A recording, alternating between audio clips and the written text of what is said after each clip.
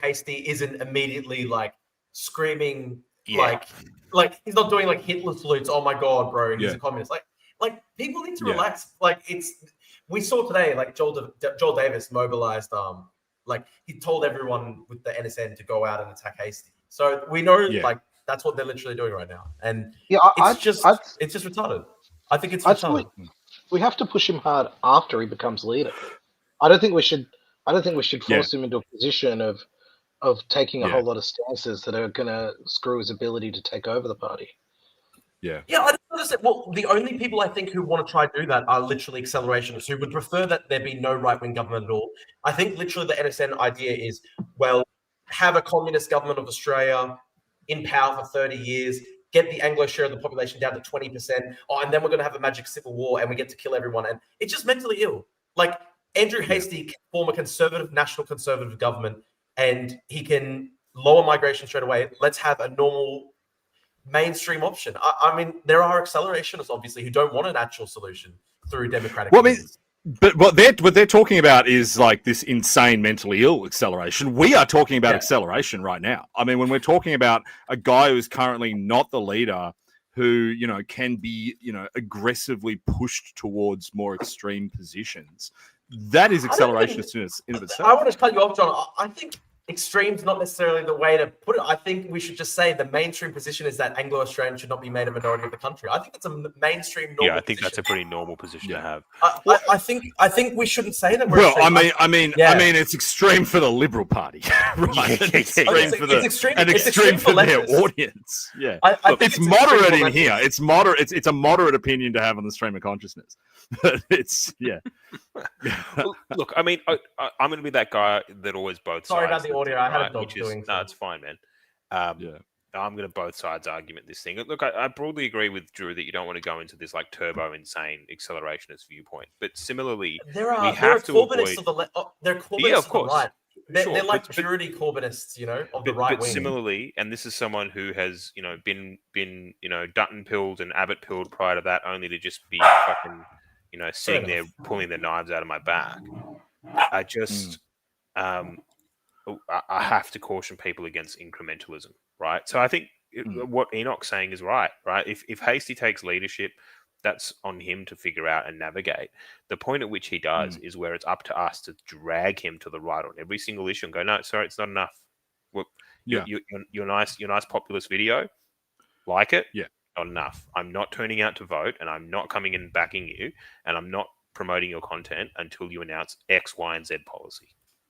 Yeah, and that's exactly what they've done in the UK, as we keep saying. We have to take their playbook and just keep relitigating it. And we're going to need you for that, Drew. You're a key part of that strategy now. You're in the tent whether you like it or not. I've still got your wallet. You're still muted, Drew. John stole the Drew Pavley wallet to make me right wing.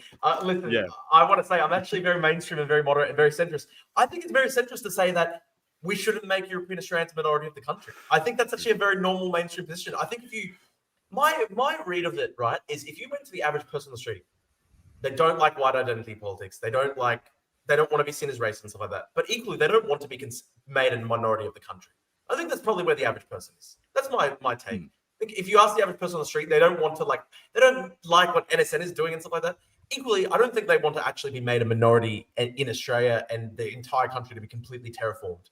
So I think the way I explain myself is I'm not extreme at all. I think the extremist position is what the Labor government is doing and what a lot of people from the left of Australian politics, ranging through to the twink faction of the Liberals, where they essentially want to have mass demographic terraforming of Australia. I think they're the extremist ones. And I think certainly myself, I'm a moderate. I think I said this in my Discord today. I would say a Singapore-style option where you just stabilize demographics. I think that's a good outcome. That's my personal opinion. I mean, the only problem with that is like it's a fairly brute force stabilization that Singapore uses. I don't know how we'd achieve something like that. I mean, I've had ideas on like remittance taxes and things like that, but I don't know the extent to which, based on what we're seeing in the data from the last couple of days, that they may not work anymore. So you are just going to have to get selective with who comes in, and you're going to have to send people back. We will have to work out a way to do it. I wonder how to actually do it in a way where you can actually still reach the mainstream, though, because I think Cunley Druckpa, the great anthropologist in Britain, the great X account, I think he has a great take when he talks about pantsuit deportations, and essentially he says the politics, I think, needs to basically be avoiding scaring the hose. You have to be amenable to mainstream, and the way that the Danish Social Democrats do it, where they literally have like a very nice, normally woman in a pantsuit leading the party, and she is leading deportations. I think that's a good way to do it. Moderate, way, if you will. Look at Labor with things like the Palestine recognition or immigration numbers generally, or their social media bullshit. They didn't ask this in an election. They have no mandate for it. I mean, there's an argument that you make some noise about immigration in an election, and if you can get in, then you do it once you're in. But the way things are right now, are half of our guys going to vote for him if they don't say it explicitly? So that's the big challenge. And it's different in the UK, where you've got Reform are the anti-immigration party. Unless by some miracle this cartoon that Pauline Hanson is doing is the Citizen Kane of political comedy, and she manages to get to 20% by the end of the year, and then the sky's the limit. I don't really see that happening here.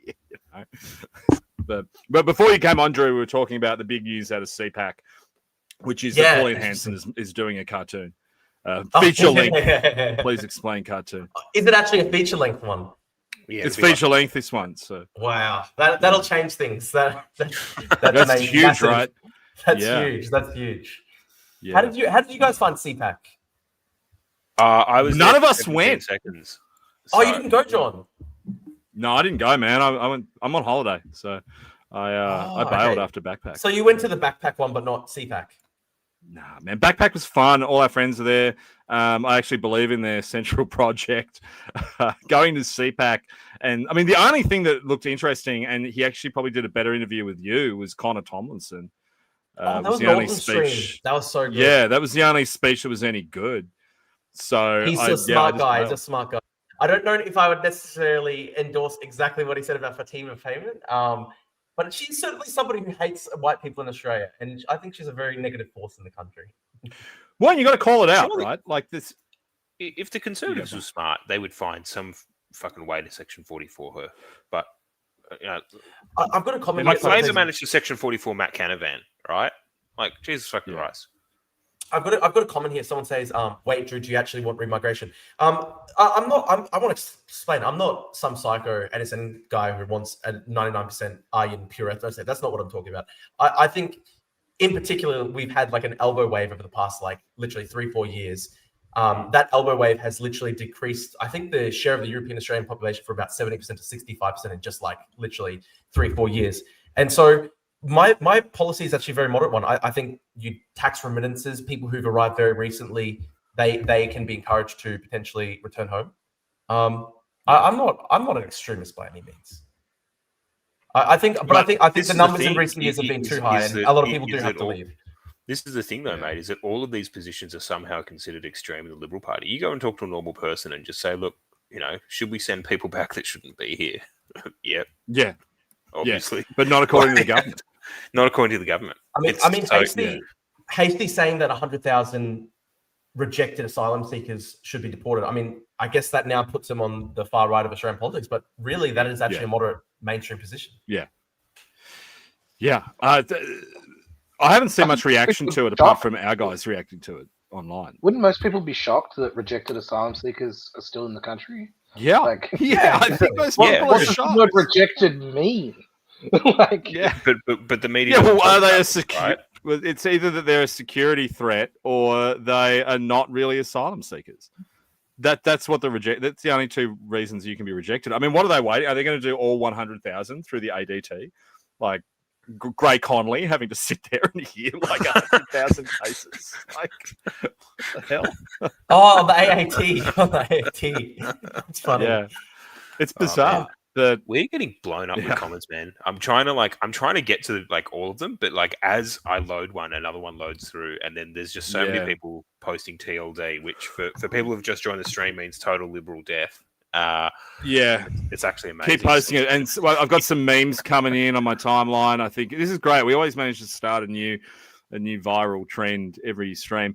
I've seen people referring to Hasty as King Hasty ever since. Yeah, we did that for a week. In fact, we might have been responsible for the Hasty glazing initially. We probably went too hard on that. I'm glad we've moderated our Hasty position now. For background, Enoch made the correct point that if you're gonna build this sort of gigalition, this massive coalition of the right and coalition of the willing, you need a king. So you need to. It's the only way it works. As such, it's the only way it works. Which is, we were sort of joking about, the King Hasty thing, and there it is. But now people are pushing TLD, total liberal death. So I did do that. That total liberal death hats. Can I? I did that piece on Sunday as well on my Substack, I guess, which was the liberal Delenda Est one, so we could have that on the T-shirt as well. I saw a comment. Someone said only when Drew finds out Hasty is a Wolverine will we see the extent he can shield from. I want to be clear. I like Hasty so much because Hasty personally helped me when I was getting expelled from the University of Queensland. He was like one of the only people who said Drew shouldn't be expelled. Now we find out it's a Palantir op from day one. Going back 20 years. So it's such a long plan. Like they've been at this for years. It's like the start of the start of the Monopoly meme, right? Like you know what's funny? I saw like one of these anonymous right-wing accounts. They had a picture of Hasty at the Henry Jackson Society, and they're like, "This is proof that Hasty is a shield." That's where I met Hasty in person. I actually ran into him in London. So it is. You're right. It's an op that goes back years. It's an op that goes back years. I want to say people say that the neocons they're all weak, but just the fact that there are some neocons who can be radicalized into a kind of more civilizational politics, and I think that's Hasty, and it's also Drew Pavlin. So I think people shouldn't be too soft. It shouldn't be too harsh. Stop blackpilling. People can become more conservative. I now like literally straight up say that organize to get their wallet stolen, and then they'll come to your position. Yeah, that's the secret. Yeah. So I think we've covered the Hasty wave, Hasty momentum, the Hasty Palantir resurgence. We've got the other big news this week was the Sydney Morning Herald got up to some monkey business, targeting the young Turk Hugo, aka Ozpil. That story was a steaming pile of bullshit, and it also leads into October 19, which we also have to talk about, because I think we can have a same discussion about, Hasty and, the Hasty is an op thing is a bit of a meme and like a laugh. But I met him at the Henry Jackson Society. It's a beautiful op. But we've got October 19 around the corner. Seems to be organized in good faith, but a big coalition coming out in support of it, and a real aggressive push from the mainstream media to take the shine off it. And I mean, they are going harder on this than they went on the last one, right? So now everyone involved is a Nazi. The organizers, they're using 12-month-old group chat receipts to go after Hugo. It's kind of insane the lengths to which they're going to on this one. But we knew that this was coming. I think we sort of spoke about this ahead of August 31, which is, look, if this thing is big, they're going to come at everyone hard. But the interesting thing is, it's not landing. Like, I saw Alexander Downer come out and defend people attending the march for Australia, which is like the wildest thing. I would never have expected that, right? I know, right? That's my point. The neocons can be brought onto side. It's true. It's true. Don't completely blackpill. There's people like Downer, Hasty, Drew, who were neocons, and they've got conservative. I'm getting really optimistic about October 19, especially because, and again, don't ever let anyone tell you that shitposting doesn't work, because we shitposted the so-called containment right. We punished them for their, hedging their bets on August 31. And now they are all coming out in support. And the ones that aren't are just not mentioning it. Like Joel Jamal's on side. Big Chocky is now October 19 pilled. Is he? I mean, didn't know that's that. yeah. Like these are good That's things, right? yeah, right. So it just again it proves posting works. You can just post your way through to the outcome that you want. And the overreaction from the media is just incredible, right? It's just crazy. They don't care. I mean, a lot of the stuff they're printing at this point is just untrue. Like there's whole elements of that City Morning Herald story, which we know from having talked to some of the principals involved, just things that were as outright not said. And the receipts for them are from a conversation that happened in February that's since been deleted. So that's the last piece of actual verifiable evidence they have.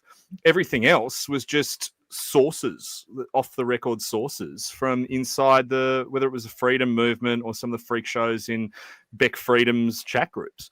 So, we are winning, I feel like there's their overreaction to this is the clearest indication we've had in a while that we are actually winning on this stuff.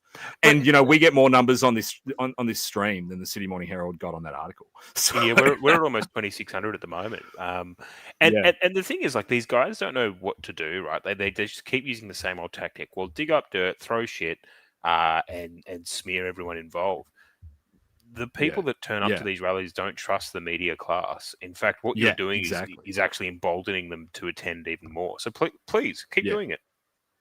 Yeah, attack everyone more. It's working. I mean, people are coming to our side on it. I mean, the cheer I got in Tasmania when I told the crowd to not turn on their TVs at 6 o'clock that night because all the media was going to do was lie about it. Shocked even me. I mean, this is how the punters feel about this stuff. They're switching off the mainstream media entirely, and they're getting their news from alternative sources. So, yeah, I think they're on their last legs. And, were it not for Trump and Albo in New York this week, they'd probably still be on it. They'd still be talking about the Charlie Kirk fallout and still be talking about, Nazis under the bed, which is all they've got at this point. Quokka State's shutting out. Well said. Yeah. Mick said Big Shocky. Oh yeah, Mick was questioning if I'll go back to it. Mick was questioning if Big Shocky supports October 19. Yeah, apparently. Yeah, apparently. Yeah, that's what we're hearing. Mick the Sicilian. Yeah. My Sicilian friend. Yeah, if you misbehave, Drew, we're going to put Mick in the stream. He can start yelling at you about being a Cypriot or something. Beautiful. Yeah, Stephen White says Joel Jamal didn't even go to the last protest despite telling everyone to go. He's irrelevant. Look, I will defend Joel on this one. What Joel's been doing for these protests by staying in his studio and covering them is probably like 1,000,000 times more valuable than actually going. And if you look at like what Avi did when he was at the protests or any of the other YouTubers and streamers, it is much better for, as an alternative media source to have a guy in a studio running everything live. He ran speeches from all over the country. He got all the smaller marches some attention. I think he did a really good job on it. And to his immense credit, he's turned around. He's now back in October 19. And, it'll be interesting. I think is he back from the US? I think he must be. I don't know. He must be back now, but Skitswood saying that Joel made a Telegram post. Oh, I'm assuming this means. I think this is a tale of the two Joels. Oh, which Joel made a? I don't know. Which Joel Jamal or good Joel or bad Joel? You decide which. Yeah, you decide which is which. I'm not going to say.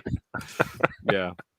Oh, is he saying for a bunch of Rune posters to come in and call us fags or something? Or probably. Yeah. Probably. Mick saying regarding Big Shocky supporting the march. How dare you guys not put runes up? Yeah. Where's that? What? How dare you guys not put runes up on the stream? Where's that runes? I'm gonna have them come down the screen like the Matrix. Like, I'm gonna find out what he said. I'm curious. I'm looking at it now. He's attacking John McGann. They literally attack every single person who's not like literally there. It's just mentally ill. Yeah. I know. What's he saying? Here we go. What's he saying? He goes, hold on. you're sucking for the Liberal scroll Party, to the so bottom. Jordan Knight gets to go on Sky Juice. So fucking. What? Which copied his take? I mean, that's. I'm mostly just offended that he thinks I'm, plagiarizing him. Yes, blah blah blah. This just kill the. I'm just reading it. Read it out loud. When's the next protest? I slept through the last one. That's what Corker says. But of course, John McGowan was literally cucked by the Liberal National Coalition when its deputy leader at the time started fucking his missus. What the fuck, dude? They're fucking mental. See, they get these they just find someone says something retarded to them that's probably like a lie, and then they just literally go through Chinese whispers, and then they store it up, and the second somebody doesn't conform to their mentally ill line, they just attack. They're fucking viciously psychotic.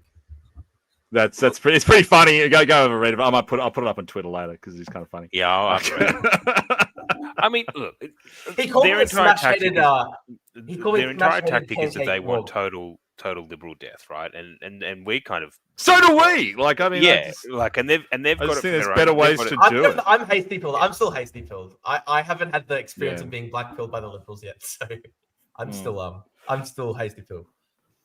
Also, he must be in the stream because he's got a clip of the stream on Telegram. yeah. Jump in, bro.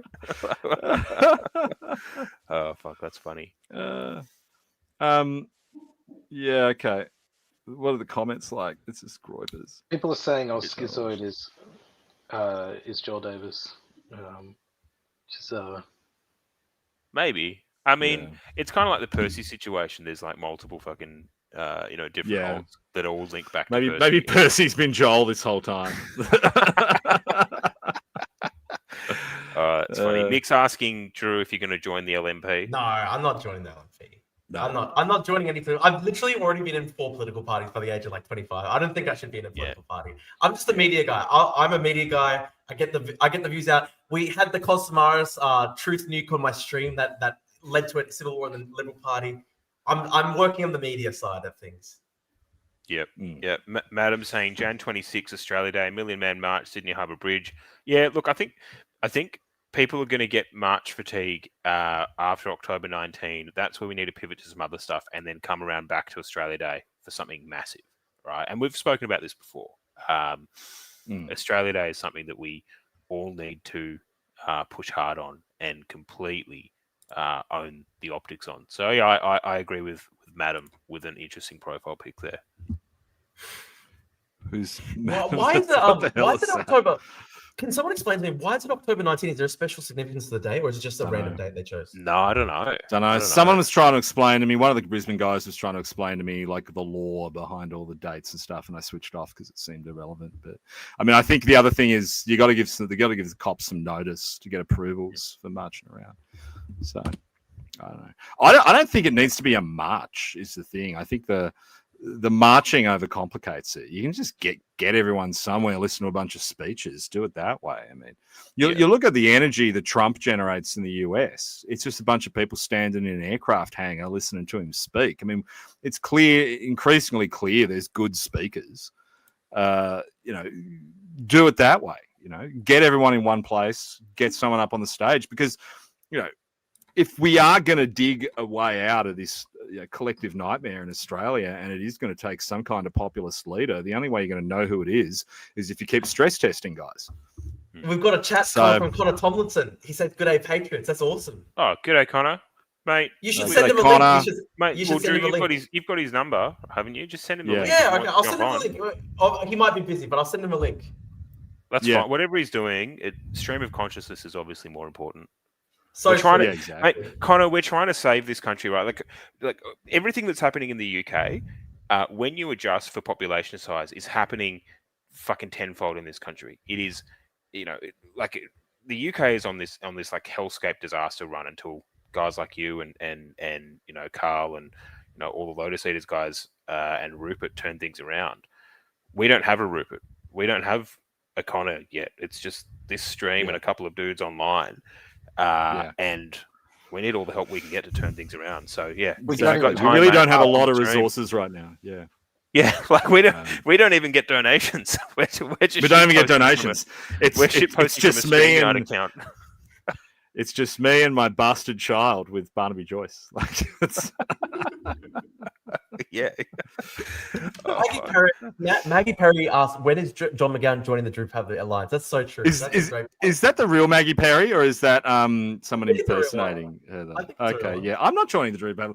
I was on the ground floor of the Drew Pavley Alliance. Yeah. Yeah, I did meet you. Did you get rid of it? I first met you in 2022. Yeah. You've got to try something like that. Everyone's got to try it. I tried it, failed. I had to try get back on the horse, do something else. I had to give it a shot, right? Like, you never know what could potentially work. Someone, Podcast is pulling out Farage. I genuinely think Farage is like a lot smarter as an operator, like infinitely smarter. Pauling's not our Farage. Farage is, being dragged to the right by people, which is a good thing to see. Yeah. I was concerned that he would not shift.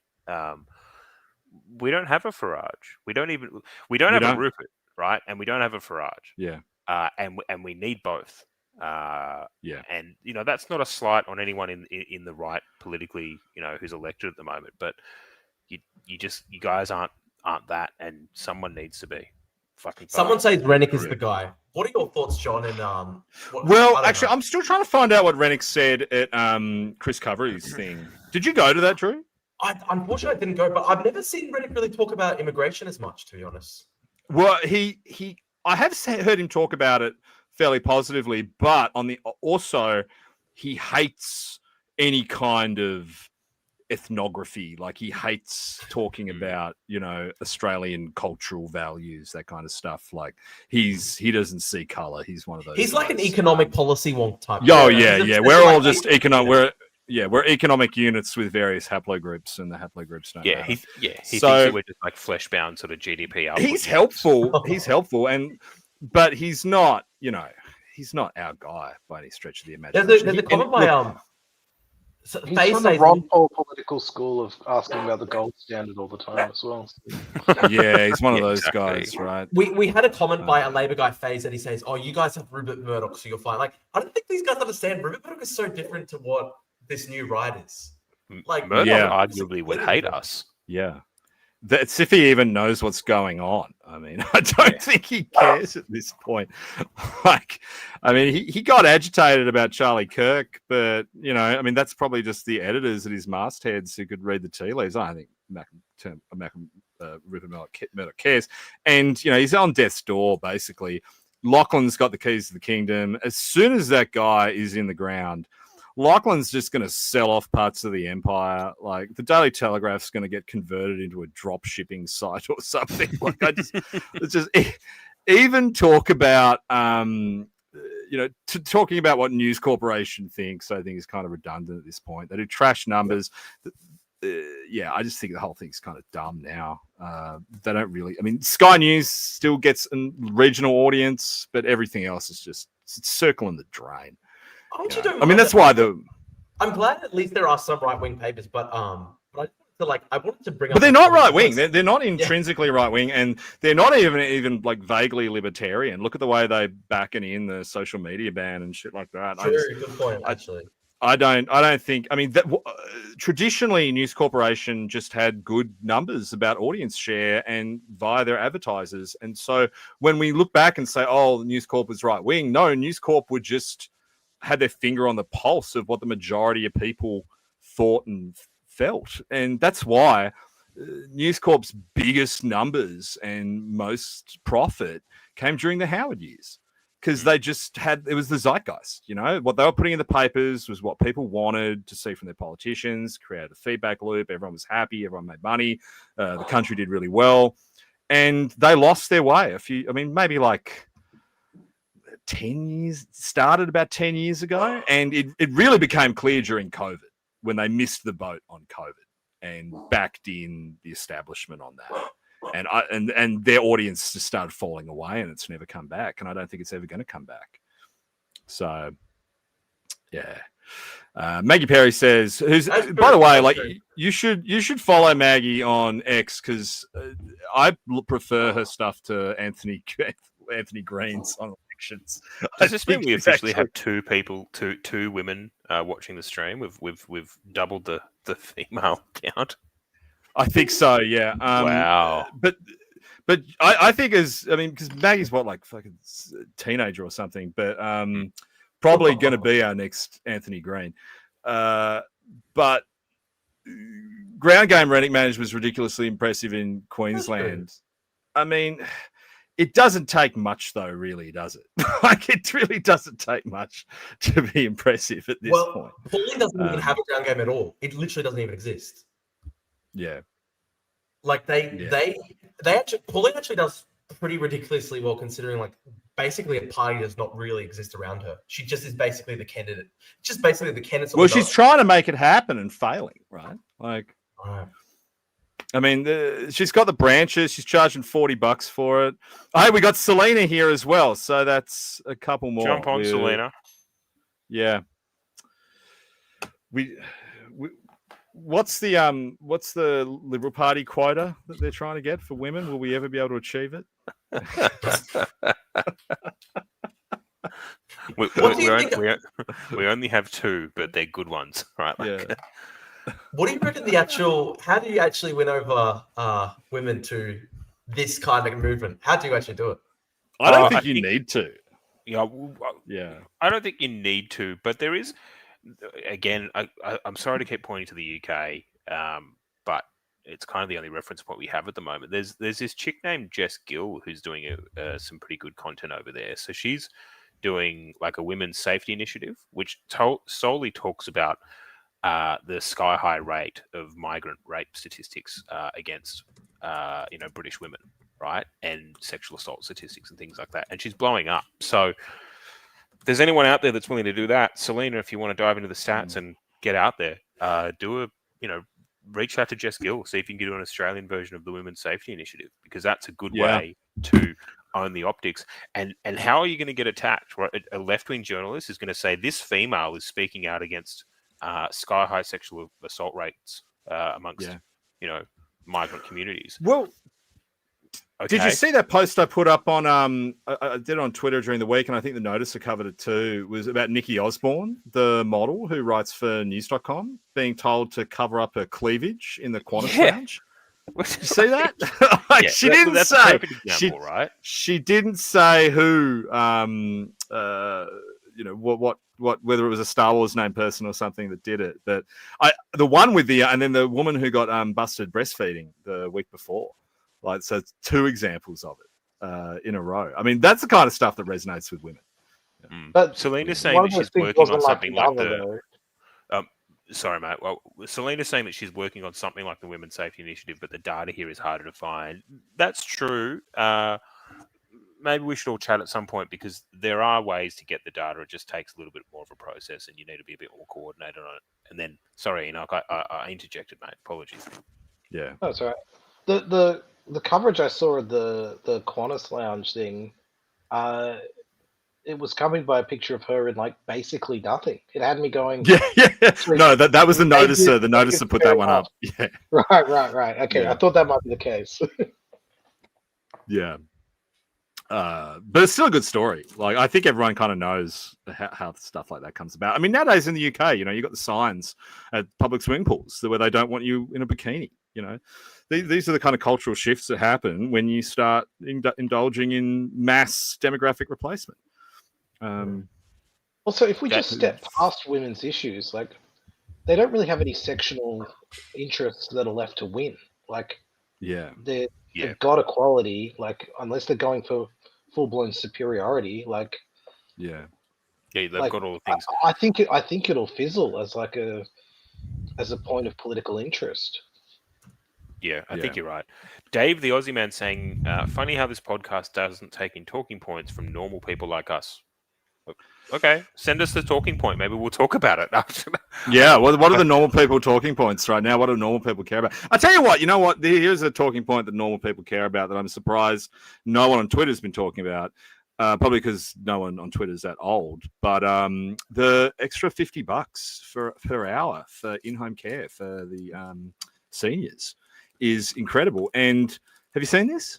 So the guys who come to your house, like district nurses and shit, and who clean up and do showers and tidy up elderly people's homes and things. The price of that from, I think, next month is going up by $50 per hour if you're not already on a care plan.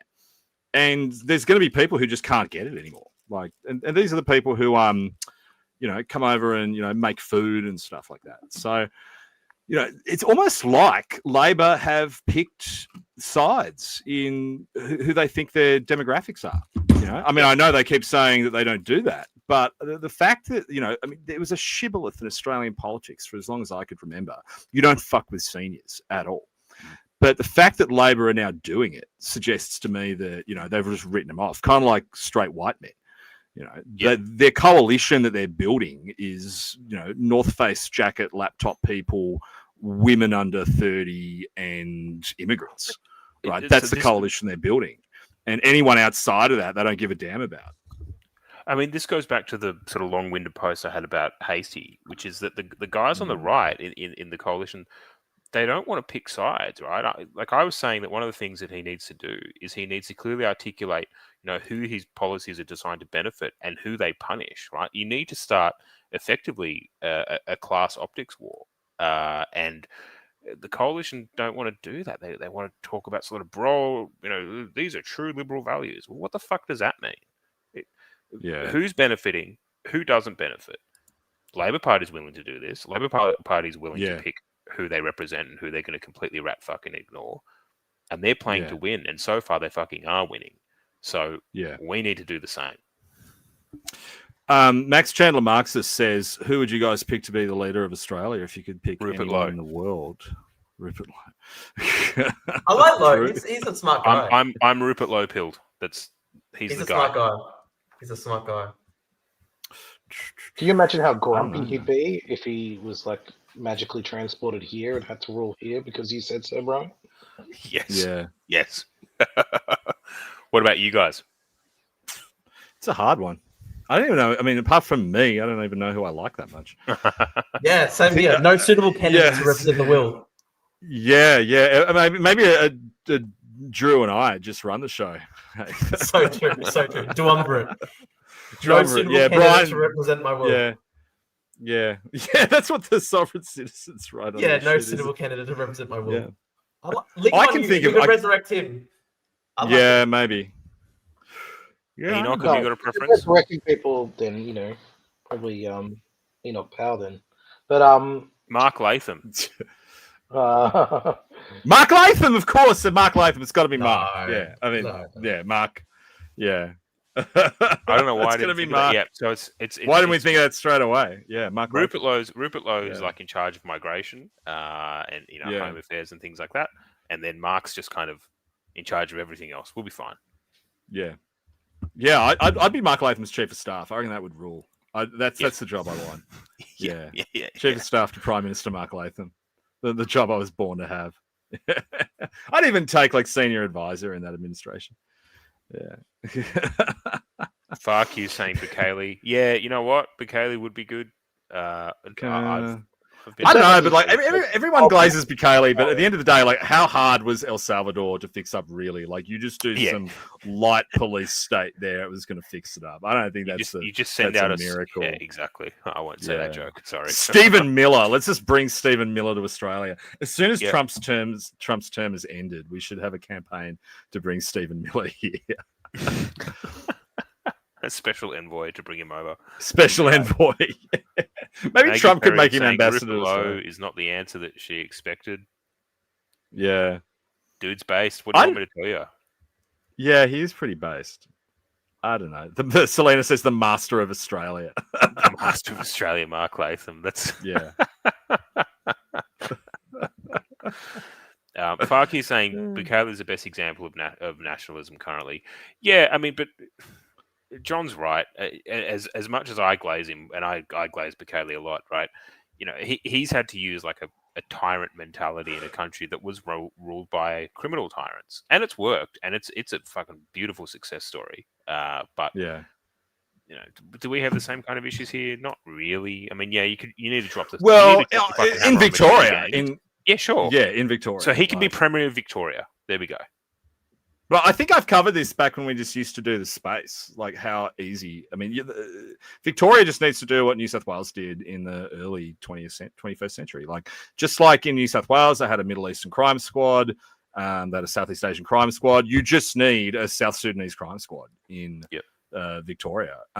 Call it like, I mean, we had Raptor, Spartan. I don't know what you'd call the Victorian one, probably something way lamer. I don't know. Task Force Athens, right? That would be a good name for it. Right? Kind of effeminate, and get them to just drive around in Bearcats, driving into houses, putting these guys in the dock. That's all you got to do. Right? It's not that hard. Skull says Victoria doesn't have enough cops. They actually have a shit ton of cops, man. Their biggest problem is they don't pay overtime. Yeah. Chris Menz is stealing all the best cops. I don't know. They've got actually New South Wales is running out of cops. They've got a cop problem. What else are we covering today? Oh, I know. I'm making a major announcement. We want to start the National Antifa Terrorism Hotline. I think I put in the tweet the other day. Right? So we want to start gathering more examples of these guys so we can do something with it in the future. Because, you know, Brian and I have other stuff to do. Everyone's busy. But some of you guys are extremely online. So, you know, there's also a lot of the accounts, like we know all the big ones, but there's a lot of little ones that retweet stuff. So, you know, if you follow us on Twitter, DM me any egregious examples of Antifa content. We're making a list.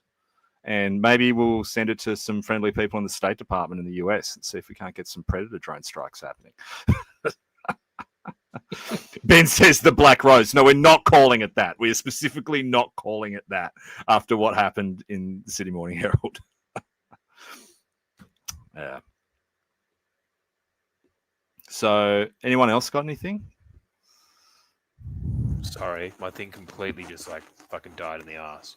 Sometimes when this stream goes through, like, you know, I don't know why, but when this stream goes for like more than about an hour or so, it just completely nukes itself. I feel like Drew would be the resident expert on how it works. So you know how it has the totals on Twitter, like say 3,000 viewers. I think someone mentions. Unfortunately, I think it is cumulative rather than live. Yeah, I said that last time. I wish we had 3,000 live viewers. It'd be so powerful if we had 3,000 live viewers. But well, I'm going to tell people it's 3,000 live viewers. I always make sure I've got that when you do the cut and paste job. Yeah, absolutely. David Dimovsky says, what are the thoughts on people checking out of politics? How do we remedy this? I actually don't. I mean, look, I get that a lot of like Gen Zs and stuff are kind of checking out. And certainly I think a lot of boomers have checked out. But I think what we're seeing, maybe it's just cognitive bias from our end, but I'm actually seeing a lot of people getting engaged more than ever. You know, I mean, that thing I put up on Substack about the project for the New Australian Right, I got 200 guys now. Assuming that everyone's not lying about how many friends they have. And if they are, then I've got about maybe 50 guys. But, you know, from a fairly poorly read Substack, to get a reaction like that from people who are just desperate to be involved in politics in some meaningful way that they can't get from any of the mainstream parties kind of suggests to me that there's a shift on out there and people do want, people do want something different. We lost Brian. So I can't put chats on screen anymore. I don't know how to do that. So how has your Substack been going, John? Like, what are the metrics like? I only know how much money I've made off it, which is quite a bit.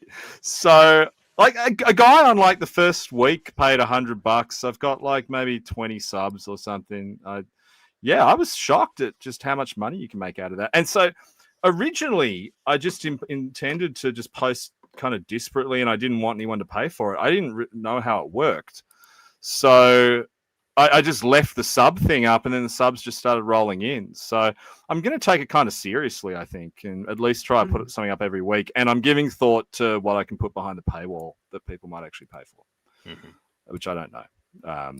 It would be funny to do a series of like the truth about Bruce Lehrman posts and paywall, and just like stories about, you know, rogue shit that went on during that period. I think that could be funny. Gerald Pym saying always monetize. I don't know. We have a weird feeling. We have a weird taste in our mouth about sort of monetizing everything that we do. Yeah. I hate doing it, to be yeah. honest. Kind of Yeah, sucks. exactly. Well, you've got Twitter now, which I guess is just passive income, right? Kind of, but then I can't like just stop it because then I like lose significant amounts of income if I just won't delete my Twitter. You have to true. keep posting. You're stuck on the. But you have to maintain the posting. Like you have to keep posting. You have to keep attracting new engagement. When it first came online, Dan Nolan actually spent a bit of time and effort figuring out how it worked. And like, so if you were just getting engagement from the same people over and over again, it's like it goes down on a scale over time. So it preferences new engagement. So I'm guessing that's why we see you beefing with new streamers. Well, no, like, the funny thing is, I actually don't know how it works. Like, so like last fortnight, I had like 50 million views, and I like it was like my best fortnight in ages. But then the Twitter payment was like half of what it usually is.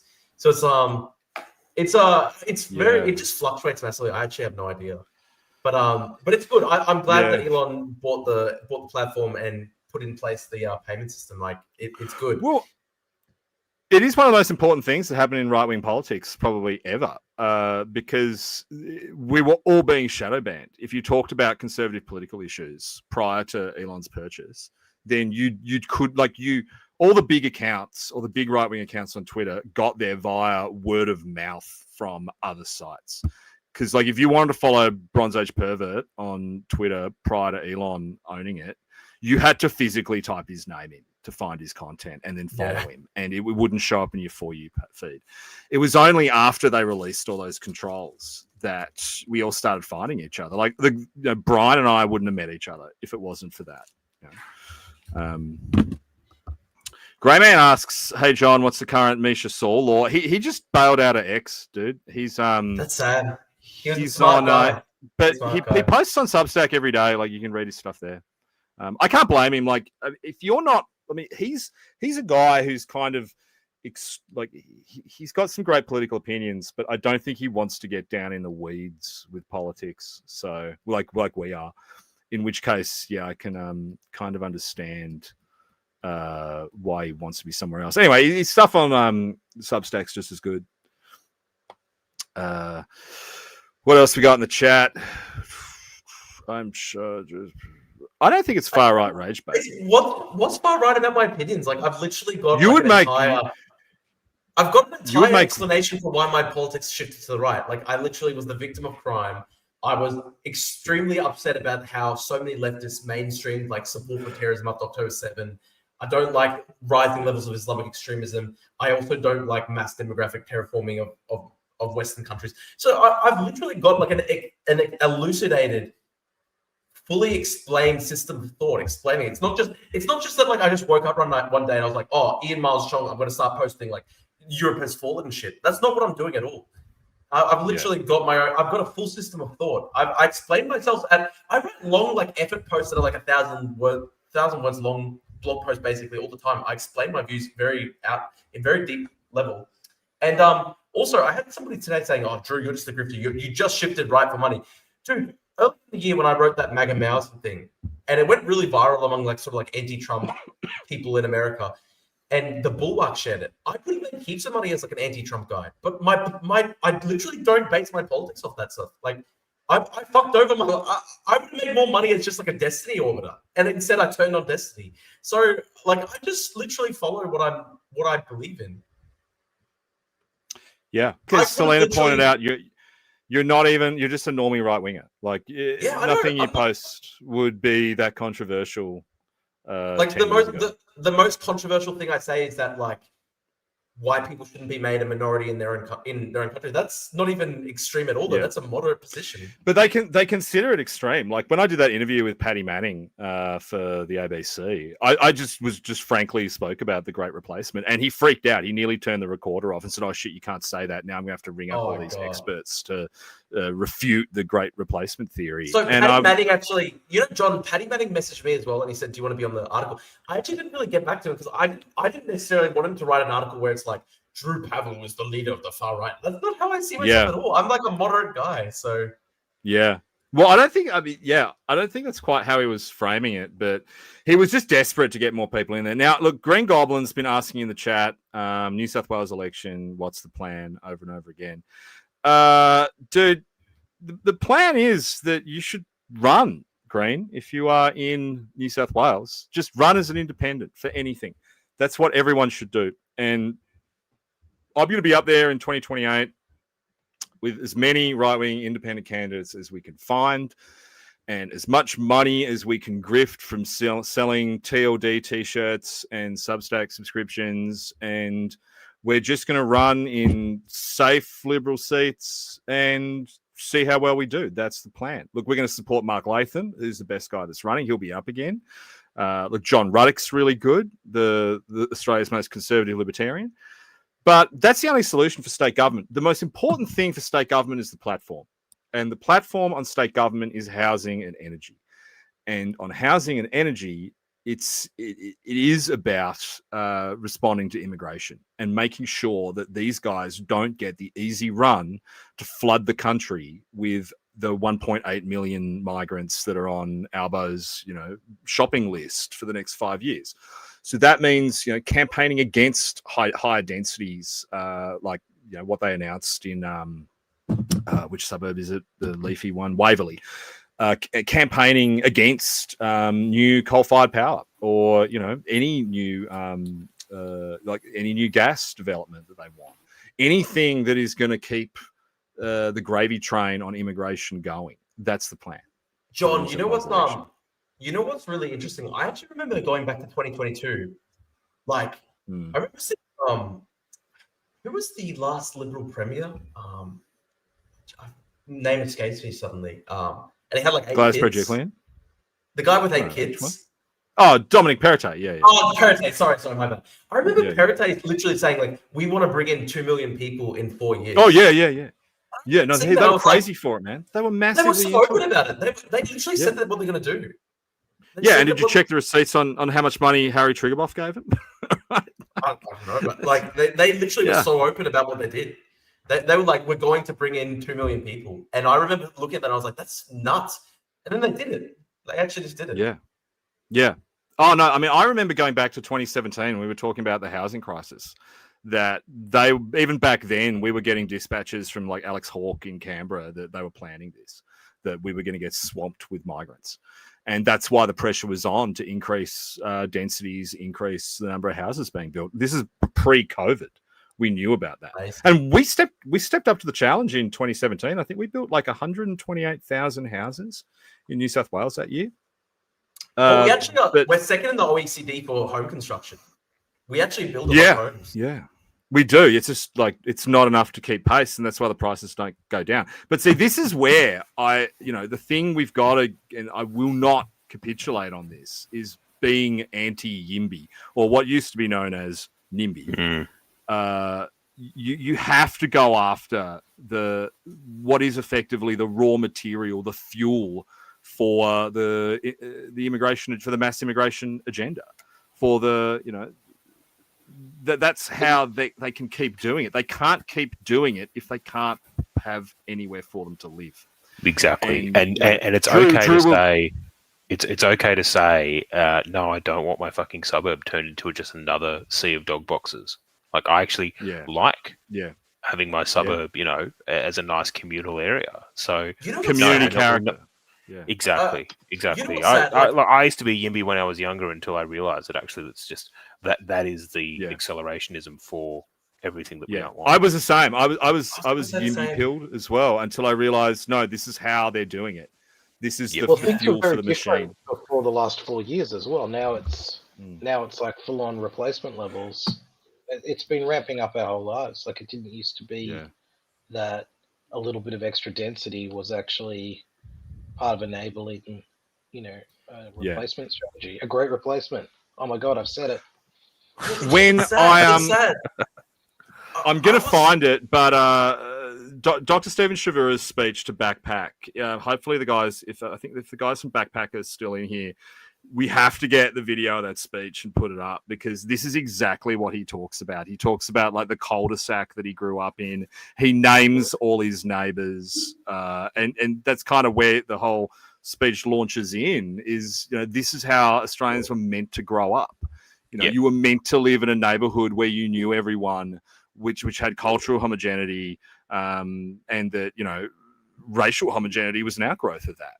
So. Yeah, if you that speech, I think, is going to definitely for the next stream. I'll figure out how to do it. We actually can play like clips from videos and then, you know, react and whatnot to it. So I'll do that for the next stream. So Skull says Dr. Kaz is screaming. Why? Because I mentioned racial homogeneity. Oh, has Dr. Kaz retweeted? Dr. Kaz Joel's... is going to go after Drew, because Drew said that, you know, Australia should you know, remain a majority Australian. Well, has she retweeted? Should be made a minority group. That's a normal view. Well, yeah, well, not to. I would assume that to Dr. Kaz, that's not a normal view. So, Dr. Kaz, I think, just hates white people for some reason. I don't know why. You might be right. You might be right. John, I think so too. But I might be muddled, but I thought it was the author who spoke about his cul-de-sac in Kiama. No, yeah, it was McKerney. It was McKerney. I think it was Stephen McKerney who started McInerney. McInerney, yeah. Was it? Oh no, you're right. No, you're right. Yeah, it was him. Sorry, that was that one. Well, let's get that that and post it later so people can watch it. It'll be good. Wait, which one was? But I thought he was talking about Kiama. Shavura is definitely grew up in. Oh no, you're right. It was the other one. Yeah, no, it was McInerney. He started. Yeah. It was actually pretty incredible because he started his speech by literally naming the 30 different families. That's it. Yeah. And like, I just thought it was actually like legitimately an amazing feat of memory. Like, it's actually incredible. Adam says every suburb should look and feel like Battery Point. Yes, that is what we're going to achieve. Battery Point is a spectacular little part of Hobart with these old miners' cottages up behind Salamanca. I actually lived there in the, when would it be, like 2002, 2003? It's around this like roundabout, and there's actually a bunch of suburbs like that in and around Hobart. A few of them down in Moona too. Yeah, one of my brothers lives down near there. It's like God's country. Yeah. Oh yeah. You know what's sad? Faye says we will turn all the suburbs into Zetland. Yeah, that's what we've got to stop. You know what's sad? Like, I originally thought that the YIMBY thing was good because I do think there's like an element to NIMBYism with like boomers never wanting like young people to ever have their own homes. Like, it can be like a selfish generational thing, but I now understand like it is kind of like straight up. I mean, the goal is to just have infinity migration. Like, unfortunately, that's what they're doing, and they will destroy a lot of this beautiful cultural heritage, I think, which is sad. Yeah. Well, guys, we have I think we've been going for an hour, 2 hours. Green Goblin says, Brian and John start an email mailing list. I'm going to put on Twitter at some point this week the central clearinghouse for a lot of the emails I've been getting from the New Australian Right Substack list.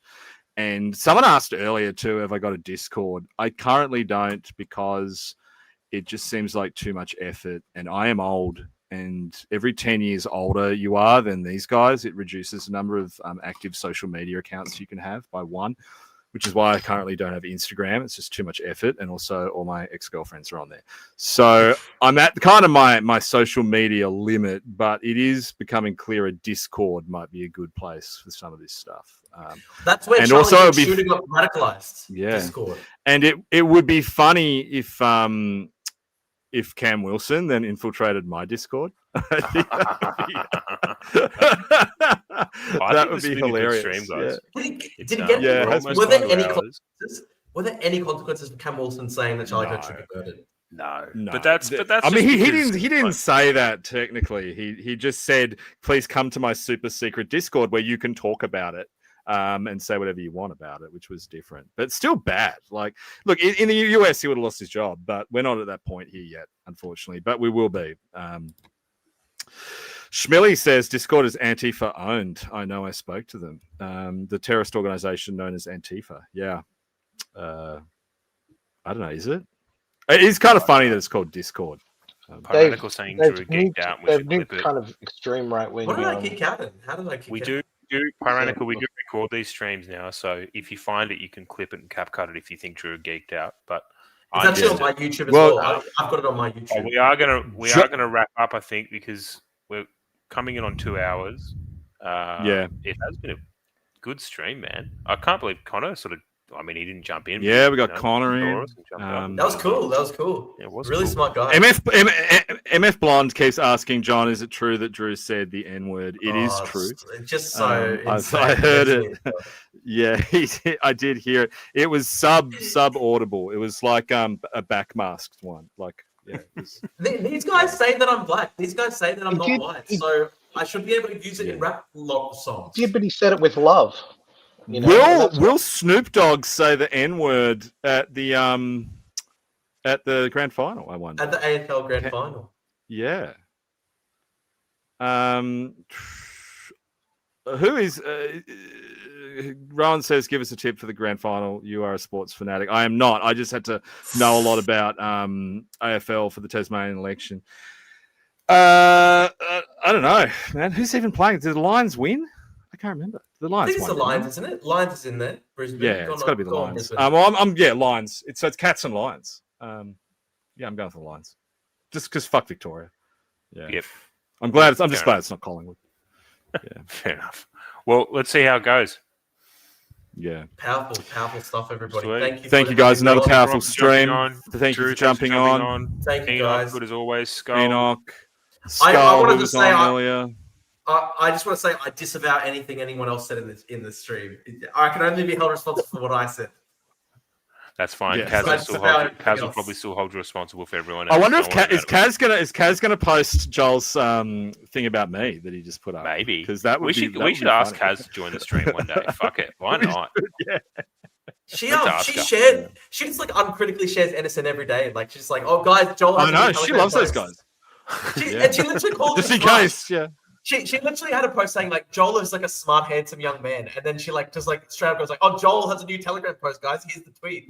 He's just like obsessed. Well, I reckon there's a Substack piece in how all the so-called far right experts are actually secretly in love with. They all have like a favorite NSN guy, like. I reckon there's Kaz she's like the Wolverine meme, just looking at a photo of Thomas Sewell and sort of slowly stroking it. Yeah. Anyway, it's mental. Thanks everyone for jumping on stream. I was upset that Kaz didn't call me smart. She said Hugo Ospill is smart. She said Joel Davis is smart. She said John McGowan's smart. No smart. When did she say I was smart? I think she said I was smart. I remember. She said you were smart. I'll have to look back at it. You just need to up your game, mate. You need to up your game. Yeah, you're gonna have to. Yeah. You're gonna have to start looks maxing. Yeah, maxing. That's so true. Grow your hair long, dude. Just grow it all out. Do the Chechen beard like Joel. Do the Chechen beard. The Chechen beard. It's true. It literally looks like a jihadist. It's like a jihadist Chechen beard. Oscar just said, "All hail Dr. Kaz." I reckon so. This week we're starting TLD. I also want to see a lot of hail Kaz in the timeline. Next time she posts something, just go in. I'm going to put it in all the juice chats and just say hail Kaz every time she. No, I disavow. Thanks, lads. Thanks, everybody. We don't disavow TLD. So yeah, TLD's happening. It's going on the t-shirts. All right, see you, Patriots. All right, see you guys. TLD. See you, Patriots. Bye. Have a good one. Bye.